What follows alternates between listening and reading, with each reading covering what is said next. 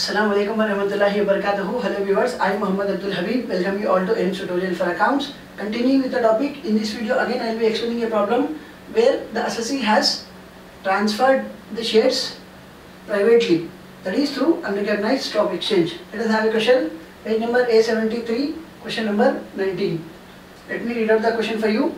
Mr. Ranadhir, a resident individual, submitted the following details. Calculate capital gain and tax liability for the assessment year 2019-2020. Purchase of listed equity shares on 4th December 2008. The cost inflation index is 137 for rupees 1,65,000. तो यहाँ पे cost of acquisition क्या दिया हुआ है? 1,65,000. Sale of shares privately on 1st November 2018. Cost inflation index is 280 for rupees 33,87,500. तो यहाँ पे sale value consideration received क्या दिया हुआ है? 33,87,500. And his income from business is 5,70,000. We are supposed to calculate his income from capital gain as well as his tax liability. Here is the solution. The heading will be computation of Mr. Ranadhir income from capital gain for the assessment year 2019-2020. Here is the working notes transferred asset. वहाँ पे Mr. Ranadhir वो shares कब खरीदे? 2008 में खरीदे. कब cell कर रहे? 2018 में सेल कर रहे. Here the asset is held by the assessee for a period of more than 1 year. Hence it will be treated as long-term capital asset. Transferred asset, the asset is held by assessee for more than 1 year, hence it is long-term capital asset. Next, as the asset has been sold by the assessee privately, that is through unrecognized stock exchange, here the assessee will be given two options. Option 1 to go with indexation and pay tax at 20%, and option 2 to go without indexation and pay tax at 10%. Here is the working notes. Assessee has sold the shares privately, so assessee is given option to pay tax at 20% with indexation or at 10% without indexation. Let us continue with the solution. Let us solve the problem. Here is the format particulars. Option 1 with indexation at 20% tax. Option 2 at without indexation at 10% tax. What is the consideration received? Given in the question, it is 33,87,500. 33,87,500. Here also 33,87,500. Transfer expenses are not given in the question, hence they are taken as 0. Less transfer expenses nil. Then the amount will be again 33,87,500. Here also the amount will be 33,87,500, which is called as net consideration. अब net consideration में से आपको क्या subtract करना है? Cost of acquisition, indexed cost of acquisition. Cost of acquisition किस में से subtract करेंगे आप? Option 2 में, because here we do not have the option of indexation. तो यहाँ पे without indexation है, इसीलिए यहाँ पे हम सिर्फ cost of acquisition subtract करेंगे. यहाँ पे with indexation है, यहाँ पे instead of subtracting cost of acquisition, we'll be finding out indexed cost of acquisition. तो क्वेश्चन में cost of acquisition क्या दिया हुआ है? 1,65,000. तो option 2 without indexation में क्या करेंगे आप? Less cost of acquisition 1,65,000.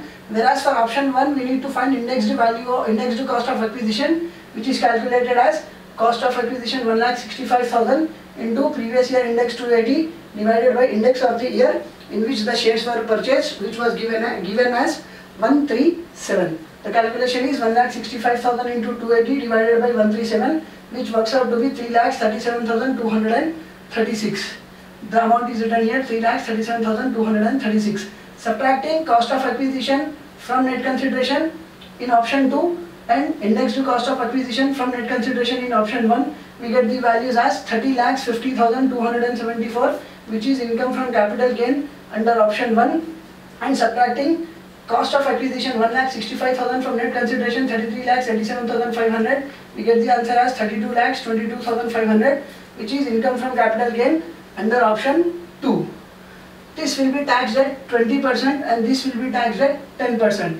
तो यहाँ पे जो 30,50,274 जो income है, this will be taxed at 20%. The calculation will be 30,50,274 into 20 divided by 100, which works out to be 6,10,055 rupees.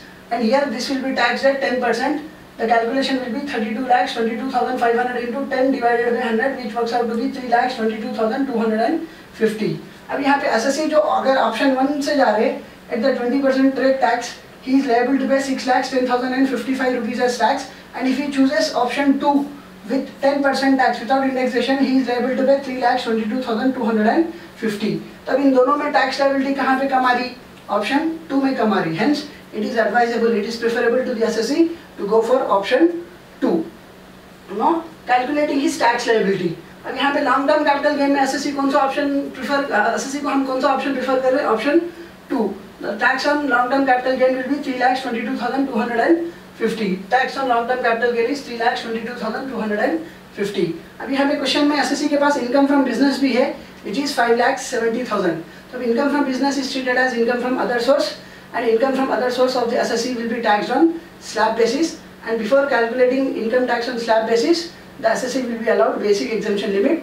As the age of the assessee is not specified in the question, he will be considered as non-senior citizen whose age will be less than 60 years and for whom the basic exemption limit is 2,50,000. So his tax liability on slab basis will be, for first 2,50,000 the tax liability will be nil. For next slab 2,50,000 to 5 lakhs, or it can be written as 2,50,000 1 rupee to 5 lakhs. It is taxed at 5%. The difference between 5 lakhs and 2,50,000 is 2,50,000. This will be taxed at 5%, and the calculation is 2,50,000 into 5 divided by 100, which is 12,500. Next slab will be from 5 lakh 1 rupee to 10 lakhs. But as the income from business is only up to 5,70,000, the slab is written as 5 lakh 1 rupee to 5,70,000, which will be taxed at 20%. The difference between 5,70,000 and 5 lakh 1 rupee is 70,000. This should be taxed at 20%, and the calculation is 70,000 into 20 divided by 100, which works out to be 14,000. Then the tax liability of the assessee on income from other heads is 12,500 plus 14,000. That is income from business, he is liable to pay tax 14,000 plus 12,500, that is 26,500. And on long term capital gain for option 2, he is liable to pay tax 3,22,250. Adding long term capital gain income tax and income from business income tax, the total tax liability of the assessee is 3,22,250 plus 26,500, which works out to be 3,48,750.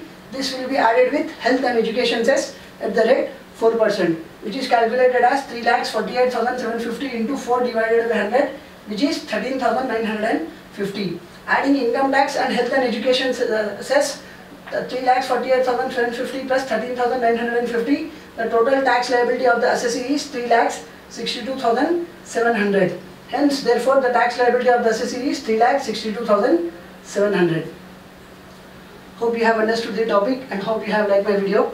If you like my video, do subscribe to my channel AIMS Tutorial for Accounts. And if you are a new subscriber to my channel, don't forget to press the bell icon for further notifications. Do like my video, post your valuable comments, and do share it with your friends, relatives and all. Your one share can help someone to learn something. See you all in next video. Thanks for your valuable time. Jazakallahu khair. Assalamu alaikum wa rahmatullahi wa barakatuh.